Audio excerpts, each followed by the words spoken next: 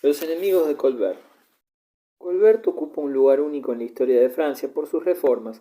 Cabe preguntar por qué entonces un hombre de tanto talento y potencialidad creadora se limitó a ser un mero instrumento en manos de su rey. La explicación es muy sencilla. La voluntad real tenía para él fuerza de ley. Este enérgico ministro hubiera declarado abolidos con sumo placer todos los parlamentos de las ciudades, así como las asambleas provinciales. Como el monarca se negase a actuar con injerencia tan radical en el gobierno de su pueblo, Colbert hizo cuanto pudo para paralizar la labor de dichas instituciones, empleando con tal fin una verdadera táctica de terror. Los estamentos de Borgoña, que en los comienzos del reinado de Luis XIV habían opuesto toda la resistencia imaginable a fin de eludir el pago de 900.000 libras, entregaban más de 3 millones y sin pestañear unos 10 años después. Al propio tiempo, Colbert liquidaba cada síntoma de oposición procedente de los parlamentos. Colbert aseguraba a los representantes de las ciudades que esto era lo mejor que podía sucederles. Naturalmente, con todo ello se atrajo la impopularidad en muchos sectores del país. Se justifica que Colbert y el rey compartieran idéntica aversión por las libertades burguesas. No habían olvidado los terribles años de la Fronda. El rey era rico por partida doble, pues los gastos de recaudación se habían reducido a la mitad. De poco sirvió todo ello. Luis XIV no tardó en gastar unas 3 o 4 veces más que antes, y entonces su desatentada política de dilapidación en el interior y la guerra en el exterior obligó a Colbert a recurrir de nuevo a los tradicionales expedientes de los ministros de Hacienda en situaciones apuradas: aumento de impuestos, empréstitos, loterías y venta descarada de cargos públicos. El rey Sol no admitía observaciones de sus ministros lacayos. Muerte de un ilustre e impopular ministro. Me dominé bastante anteayer, escribió el rey a Colbert en el año 1671, a fin de ocultaros el disgusto que me produjo el oír a un hombre como vos, a quien he colmado de beneficios, hablarme de la manera como lo hicisteis. Os he profesado gran amistad, lo he demostrado por todo cuanto he hecho y os la profeso aún en este momento, y creo proporcionaros buena prueba de ello diciéndoos que me he violentado un solo instante por causa vuestra, y que no he querido manifestaros personalmente lo que os escribo, para no obligaros a desagradarme todavía más. Ahora bien, el recuerdo de los servicios que me habéis prestado, y no mi amistad, es lo que inspira tal sentimiento. Aprovecharlo y no os expongáis a disgustarme. Colbert murió en 1683 a la edad de 64 años. La deuda pública se elevaba entonces a 160 millones de libras. En el transcurso del decenio siguiente alcanzaría los 2.000 millones de libras. La renovación de las persecuciones contra los hugonotes, inspirada a Luis XIV por Louvois, su ministro de guerra, fue un golpe muy rudo para Colbert. Este, antes de morir, pudo aún presenciar cómo muchos de sus expertos artesanos, mercaderes, pequeños industriales, mineros, pescadores y marinos hugonotes se habían obligados a emigrar de Francia. Los restos mortales de Juan Bautista Colbert fueron inhumados durante la noche, y aún con escolta militar, lo que demuestra hasta qué punto era profundo el odio del pueblo francés hacia aquel hombre que había contribuido como nadie a la creación de una Francia nueva. De todas formas, ese sentimiento era bastante comprensible, si se recuerda que Colbert trató de mecanizar al Estado y convertir al ciudadano en un simple engranaje de la máquina estatal. Cromwell y Carlos II. Cromwell, la escalada del poder. Represión en Irlanda. Cuando Carlos I convocó la asamblea que recibiría el nombre de Parlamento Largo, nadie pensaba abolir la monarquía. Fue esta una idea que surgió durante la Guerra Civil. Una vez ejecutado Carlos, la Cámara Depurada abolió el régimen monárquico y la de los Lores proclamó la República en Inglaterra. El poder ejecutivo se confió a un Consejo de Estado integrado por personalidades civiles y militares. El nuevo organismo recibió amplios poderes claramente dictatoriales para hacer frente a los numerosos enemigos que amenazaban a la República, tanto en el interior como desde el exterior. En vista de que la población irlandesa mantenía su hostilidad, Cromwell desembarcó sus Ironsides en la isla y se vengó en forma horrible y cruel de los católicos irlandeses por las atrocidades cometidas anteriormente por estos con los correligionarios y compatriotas del general puritano. En las 2 primeras plazas fuertes que lograron conquistar, los defensores vencidos fueron pasados a cuchillo. Los ingleses ahorcaron a frailes y sacerdotes. Estoy convencido de que cuanto he hecho ha sido sencillamente descargar el justo castigo de Dios sobre esos miserables bárbaros que tienen las manos manchadas de sangre inocente. creo que esta sanción les inspirará tal terror que en lo sucesivo no será ya necesario otra efusión de sangre. Su particular interpretación de la Biblia hacía concebir a Cromwell el designio de exterminar la población irlandesa para sustituirla por otra inglesa. Exigió enormes sumas hipotecando los bienes que debían ser confiscados. Mandó no dar cuartel a ningún irlandés que arribase a Inglaterra, y los que eran capturados en los barcos acababan siendo arrojados al mar. Se les perseguía en los bosques como a fieras, los degollaban en sus lechos y se violaban las treguas prometidas. Los rebaños, casi el único recurso del país, habían perecido, y la guerra hizo la miseria todavía más cruel. El objetivo perseguido consistía en exasperar a las víctimas hasta la rebelión, y así tener un pretexto para aniquilarlos a todos. Extensas comarcas quedaron asoladas y desiertas por entero, hasta el punto de que para atravesarlas era preciso llevar consigo los víveres. Circulaba el rumor de que Cromwell hacía arrancar los ojos a todos los niños irlandeses de 6 a 16 años, asesinar a los adultos de 17 hasta 60 y atravesar los pechos de las mujeres con un hierro candente.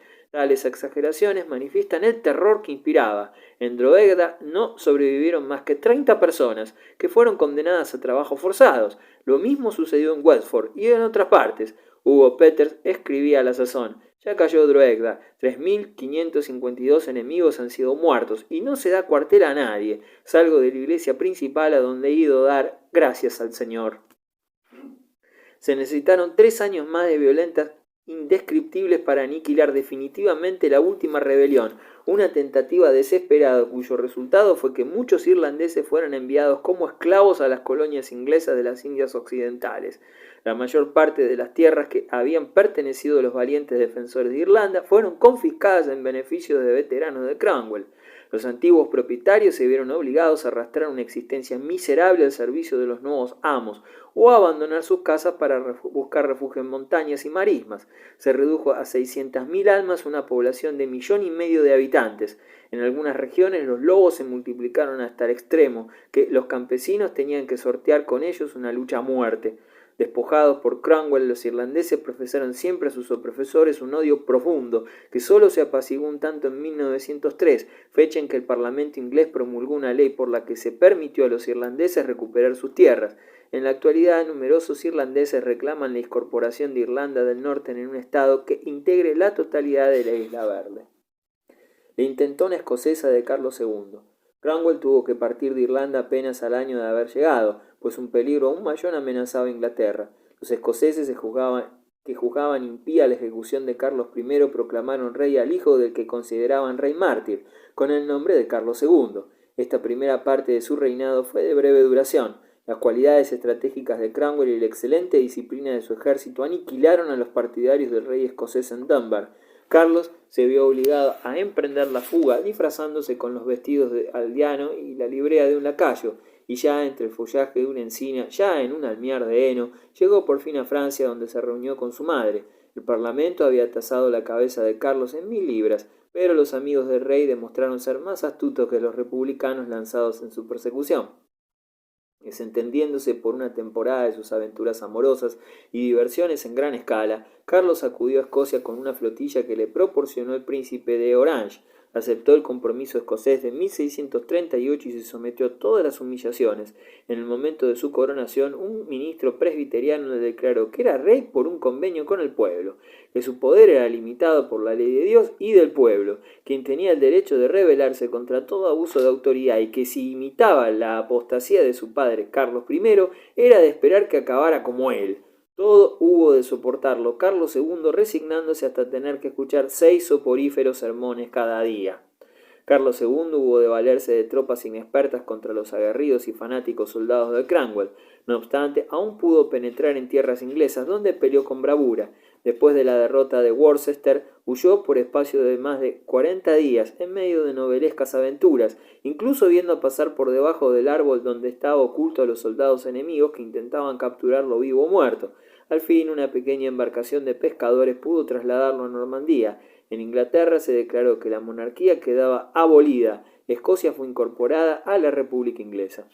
Cromwell quedó convertido en un verdadero dueño de Inglaterra. Cuando regresó de Escocia a Londres en 1651 fue acogido por las aclamaciones de la muchedumbre y las salvas de 1 millar de mosquetes. A quienes lo felicitaban por aquellos homenajes les replicó: habría todavía más público si me llevaran a la horca.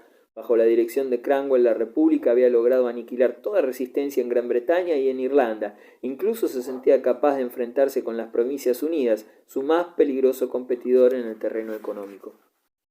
La Ley de Navegación de 1651. En aquella época el Mar del Norte empezó a resultar demasiado reducido para las dos marinas rivales. Además, tanto en las Indias occidentales como en las orientales, ingleses y holandeses se arrebataban mutuamente sus territorios o zonas de influencia colonial. Para excluir a Holanda del provechoso negocio que representaba el transporte marítimo hacia Inglaterra, el Parlamento promulgó en 1651 una célebre acta de navegación, por la que se dispuso que las mercancías procedentes de países lejanos solo podían ser transportadas a Gran Bretaña por barcos construidos en Inglaterra o en las colonias inglesas. Los artículos europeos solo podrían ser importados en la Gran Bretaña mediante barcos de sus países originarios o en naves inglesas. En esa acta de navegación no se mencionaba expresamente a los holandeses, pero su texto estaba dirigido contra ellos. Con toda evidencia, en la práctica no podían vender ya en Inglaterra otra cosa que su mantequilla y su queso. Les estaba prohibido importar las especies de las Indias y otras mercaderías coloniales, así como los arenques, producto que les proporcionaba desde hacía siglos una importante fuente de recursos. Cromwell concebía la competencia económica internacional como una guerra permanente. De esta manera aisló los intereses de Inglaterra con respecto a los europeos. El interés comercial de los ingleses iba a permanecer indisolublemente asociado al Estado. La consecuencia de esta nueva situación fue un estado de guerra entre Inglaterra y las Provincias Unidas. Las flotas de ambos países realizaron heroicas hazañas bajo el mando de hábiles marinos, Blake en Inglaterra y Cornelis de Witt, Martin Trump y Miguel Ruyter en el bando neerlandés. Este último ha sido considerado el mejor almirante de su siglo. Soldado intrépido y muy piadoso, era también la bondad personificada hacia su tripulación. Primera confrontación anglo-holandesa. Blake llevó a cabo en la marina lo que Cromwell realizaba en el ejército. La enérgica intervención del almirante puritano la convirtió en un instrumento más moderno y mejor equipado que la flota holandesa.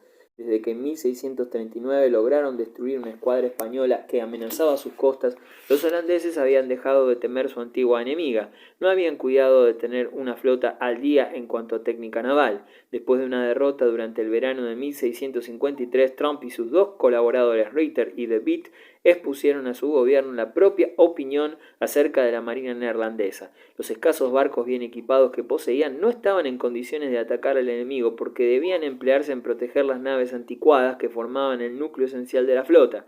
Ruyter acabó jurando que jamás volvería a poner los pies en un buque de guerra holandés.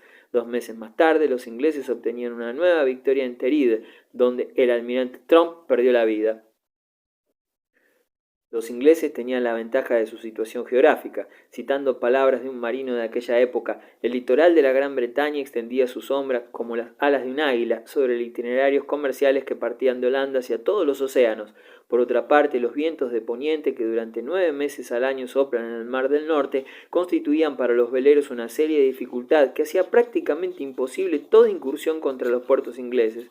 En cambio, los ingleses podían infligir graves pérdidas a los holandeses abordando sus buques mercantiles, de ordinario con buena carga. En consecuencia, los comerciantes holandeses se mostraron muy dispuestos a negociar la paz. La primera guerra entre Inglaterra y las Provincias Unidas terminó en 1654 con una especie de compromiso. De hecho, las Provincias Unidas tuvieron que aceptar el acta de navegación. Cromwell decía que había conseguido rechazar a las ranas bátavas hasta sus pantanos. Golpe de Estado puritano. Protegiendo de modo tan admirable la República de los peligros internos y externos, Cromwell había adquirido poderes dictatoriales, pero el Parlamento largo entonces reducido a una 1/10 parte de los 500 miembros de derecho que constaba antes, exigía el poder supremo en nombre del pueblo. Aquel reducido grupo se propuso un proyecto de ley que daba a los miembros en funciones derecho a permanecer al siguiente Parlamento sin mediar elecciones.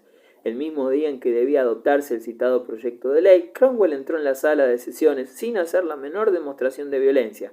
Se sentó en su escaño habitual de diputado. Al final del debate, en el momento en que el speaker o presidente de los comunes anunciaba el voto sobre el proyecto de ley, Cromwell pidió la palabra. Aunque al principio se mostró tranquilo y muy dueño de sí mismo, no dejó de traslucir su animosidad hacia los parlamentarios. Luego estalló de repente: «Vuestra hora ha llegado». como Esaú venderías nuestro país por un plato de lentejas, y como Judas venderías nuestro país, traicionarías a vuestro Señor por unas monedas.